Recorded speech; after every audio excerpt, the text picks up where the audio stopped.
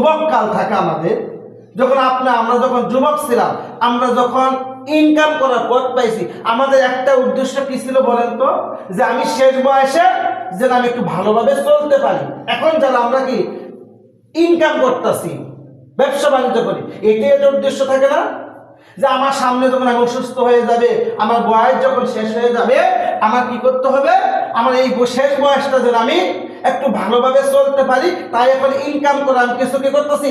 তহবিল জমাচ্ছি, কিছু টাকা পয়সা বাঁধতেছি, তাই না? আর যদি কেউ যদি কয় যে আমি এখন যা কামাই করতেছি ওরা দোরাও খরচ করব, যা মন চা তাই, শেষ বয়সে আসে তার কি হবে? হয়তো মানুষের কাছে হাত পাততে হবে, আর না হলে না খায় থাকতে হবে। একবেলা ভাত কেউ দিলে খাবে, আর একবেলা না দিলে কেউ খাবে না, এরকম হয় না? আর যখন দেখবেন আপনি যৌবনকাল থেকে আপনি এই পর্যন্ত শেষ বয়স আগ পর্যন্ত, বুড়া হওয়া দুর্বল হওয়ার আগ পর্যন্ত আপনি যত টাকা ইনকাম করছেন, এর মধ্যে যখন আপনার কিছু টাকা আপনার ব্যাংকে থাকবে, সবাই আপনাকে কি করবে? আপনার সন্তানরা আপনাকে ভালোবাসা শুরু করবে, যে বাবা আপনার ব্যাংকে কি মানি আছে, টাকা আছে, কষ্ট দিলে বলে শেষ শেষ। আর বাবার নামে সম্পদ আছে, যদি বাবার যদি এখন বাদ না দিই তাহলে কি হবে? সম্পদ বিক্রি করে দিবে, আমার নামে দিবে না। এরকম হয় না দুনিয়াতে? এরকমই তো হয়।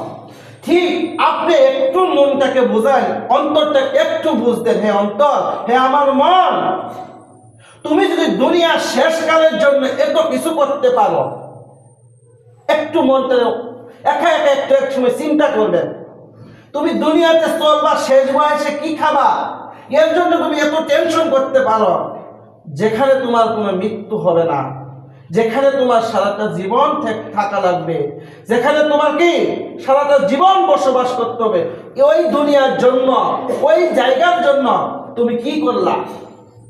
মনটা একটু বোঝার দরকার না?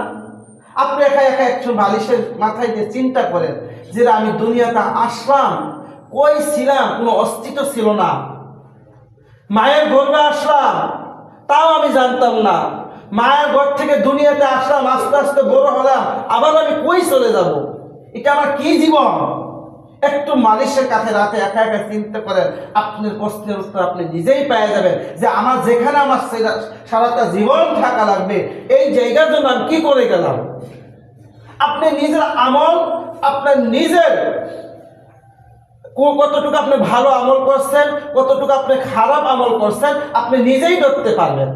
এই চিন্তাটা আপনি একা একাই নিরিবিলি আপনি করেন, এইসব দেখবেন মনে হবে যে কি সংসার আমি করতেছি, কিসের জন্য এত দৌড়াচ্ছি।